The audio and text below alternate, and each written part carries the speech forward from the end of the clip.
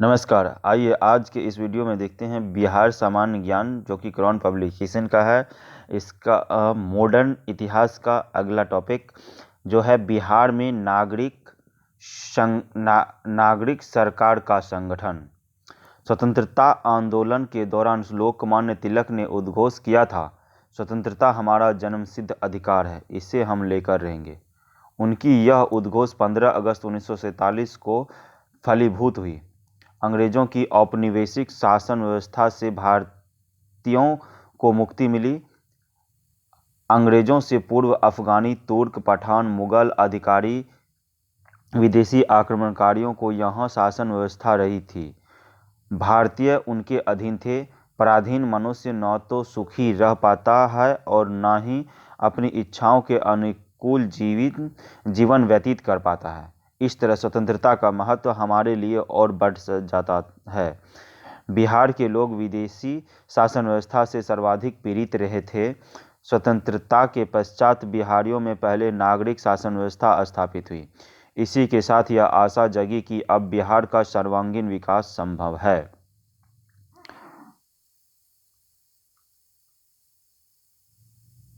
वर्तमान बिहार में राज्य व्यवस्था क्रमबद्ध तरीके से विकसित हुई और यह भारत के व्यापी राज्य व्यवस्था का एक अभिन्न अंग है। बिहार बंगाल का बंटवारा औपनिवेशिक अंग्रेजी राज में 1912 में हुआ था। इस बंटवारे के बाद 1919 में व 1935 के भारत सरकार अधिनियम के अंतर्गत प्रांतीय शासन से संलग्न प्रावधानों का बिहार के प्रशासन में भी क्रियान्वयन हुआ। भारतीय संविधान का निर्माण एक संविधान सभा द्वारा हुआ, जिसका निर्माण स्वतंत्रता के पूर्व 1946 में कैबिनेट मिशन की सिफारिश से किया गया था। 15 अगस्त 1947 को भारत औपनिवेशिक शासन व्यवस्था से स्वतंत्र हुआ। स्वतंत्रता के पश्चात 26 जनवरी 1950 को यह संविधान पूरे भारत में लागू कर दिया गया। बिहार की राज्य व्यवस्था भारतीय संविधान के प्रावधानों पर आधारित है। बिहार में प्रथम कांग्रेस मंत्रिमंडल का गठन 1937। भारत सरकार अधिनियम 1935 में जो संवैधानिक सुधार उसके अंतर्गत प्रांतों में प्रांतीय स्वायत्ता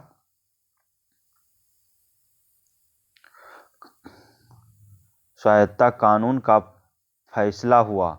भारत सरकार अधिनियम 1935 ने भारत डायरची में 1919 के विधान से स्थापित व्यवस्था समाप्त कर दी। इस नए विधान ने राज्यों को न सिर्फ वित्तीय, प्रशासनिक एवं विधान संबंधी स्वतंत्रता प्रदान की। इस नए विधान में 11 से 6 राज्यों में विधानसभा के गठन का भी प्रावधान किया गया था।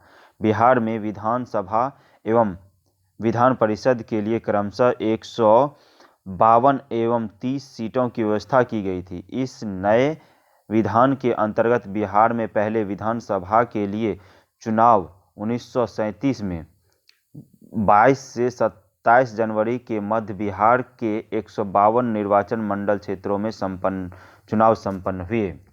बिहार में 152 स्थानों में से 70 निर्वाचन क्षेत्र सामान्य जाति के लिए, 15 अनुसूचित जाति के लिए, 7 अनुसूचित जाति के लिए, 39 मुस्लिमों, 4 महिलाओं, 2 एंग्लो इंडियन समुदाय, 2 यूरोपियन समुदाय एवं 13 विशिष्ट क्षेत्र के व्यवसाय, उद्योग, जमींदार, शिक्षक, ईसाइयों के लिए सुरक्षित थे। पिछड़ी जाति का मुद्दा भी इसी दौरान उठा। बिहारी समाज को जितना तोड़ा जा सकता था उसे तोड़ा गया। मुस्लिम लीग की गतिविधियां बढ़ रही थी। अक्टूबर 1937 में जिन्ना की बिहार दौरा से बड़ी संख्या में मुसलमान मुस्लिम लीग में सम्मिलित हो गए। हिंदू मुस्लिम दंगे होने लगे। कांग्रेस पर 6 वर्ष का प्रतिबंध लगा हुआ था, उसे उठा लिया गया। प्रतिबंध हटने के पश्चात बिहार राजनीतिक सम्मेलन का 19वां अधिवेशन पटना में आयोजित हुआ। कांग्रेस ने 107 प्रत्याशी खड़े किए थे, जिसमें 98 प्रत्याशी विजयी रहे। मुस्लिम लीग 20 स्थानों के साथ दूसरी सबसे बड़ी पार्टी बनकर उभरी। आम नागरिक निर्वाचन मंडल में कांग्रेस ने सभी 5 जगहों जीती। ग्रामीण निर्वाचन मंडल में 73 में 68, अनुसूचित जातियों के 15 निर्वाचन मंडलों में 14, मुस्लिम निर्वाचन मंडलों में 5, 4 महिला निर्वाचन मंडलों में से 3 पर और 3 श्रमिक निर्वाचन मंडलों में से 2 पर कांग्रेस प्रत्याशी विजयी रहे। विधान परिषद के लिए 8 कांग्रेस प्रत्याशी विजयी रहे। इस तरह दोनों सदनों में को मिलाकर सम्मिलित रूप से कांग्रेस को पूर्ण बहुमत मिल गया। 18 मार्च 1937 को दिल्ली में कांग्रेस की बैठक हुई, जिसमें प्रांतों में कांग्रेस मंत्रिमंडल गठित करने की अनुमति दी गई। साथ ही गवर्नर से अपने विशेषाधिकार के प्रयोग करने का आश्वासन मांगने को कहा गया।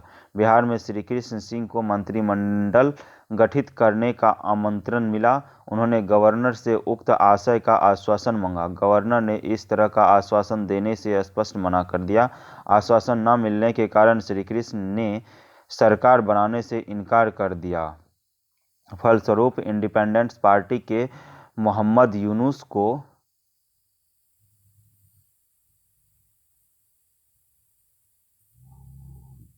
मार्च 1937 में एक कार्यकारी सरकार बनाने का कार्यभार सौंप दिया गया। उसने अंतरिम मंत्रिमंडल का गठन कर लिया गया, परंतु संवैधानिक प्रावधानों को लेकर प्रश्न उठाए जाने लगे। गतिरोध बनी रही। 21 जून 1937 को वायसराय लिनलिथगो के वक्तव्य में संशयों को दूर करने में सफलता पाई और अंततः 20 जुलाई 1937 को श्री कृष्ण के प्रधानमंत्रित्व में प्रथम कांग्रेस मंत्रिमंडल गठित हुआ। उस काल में प्रांतीय मुख्यमंत्री के लिए प्रधानमंत्री शब्द प्रयुक्त होता था। डॉक्टर सच्चिदानंद सिन्हा बिहार विधानसभा के प्रोटेम स्पीकर नियुक्त हुए। 23 जुलाई 1937 को रामदयालु सिन्हा बिहार विधानसभा के अध्यक्ष एवं प्रोफेसर अब्दुल बारी उपाध्यक्ष निर्वाचित हुए। 31 अक्टूबर 1939 को भारत को द्वितीय विश्व युद्ध में बिना सहमति के सम्मिलित किए जाने के मुद्दे को लेकर सभी प्रदेशों के कांग्रेसी सरकार ने अपना विरोध प्रकट करते हुए त्यागपत्र दे दिया। राज्य की विधानसभा भंग कर दी गई। अंतरिम कांग्रेस मंत्रिमंडल का गठन 1946। 31 अक्टूबर 1939 को श्री कृष्ण सिंह मंत्रिमंडल के त्यागपत्र दिए जाने के बाद 1945 तक पुनः विधानसभा का गठन नहीं हो सका। इस बीच स्वतंत्रता आंदोलन को कुचलने तथा बिहारी समाज को तोड़ने फोड़ने संबंधी कई प्रयास औपनिवेशिक सरकार की ओर से किया गया। भारत छोड़ो आंदोलन, किसान आंदोलन, पटना सचिवालय में गोलीकांड, 31 अगस्त 1942, आज़ाद दस्ते का निर्माण, सियाराम दल द्वारा क्रांतिकारी गतिविधियां, मुस्लिम लीग द्वारा बिहार विभाजन की मांग, गांधी जी का बिहार दौरा, हिंदू मुस्लिम दंगे आदि इसी बीच हुए।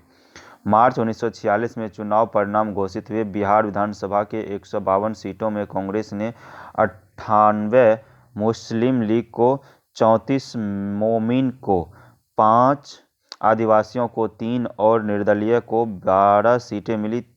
30 मार्च 1946 को श्री कृष्ण सिंह के नेतृत्व में कांग्रेस मंत्रिमंडल ने शपथ ग्रहण की। बिहार विधानसभा से संविधान सभा के लिए 39 सदस्य चुने गए, जिसमें सरोजिनी नायडू, सच्चिदानंद सिन्हा, राजेंद्र प्रसाद, जगजीवन राम, तजझुल हुसैन आदि के नाम प्रमुख हैं। स्वतंत्र भारत में मंत्रिमंडल का गठन 1952। स्वतंत्र भारत के संविधान के अंतर्गत प्रथम आम निर्वाचन 1952 में हुआ, जिसके अंतर्गत विधानसभा के सदस्यों की संख्या 330 निश्चित की गई थी एवं एक मनोनीत सदस्य का प्रावधान था। श्री कृष्ण सिंह ने बिहार के मुख्यमंत्री का कार्यभार संभाला और अपनी मृत्यु 31 जनवरी 1961 तक बिहार के मुख्यमंत्री बने रहे। इस वीडियो में इतना ही। धन्यवाद।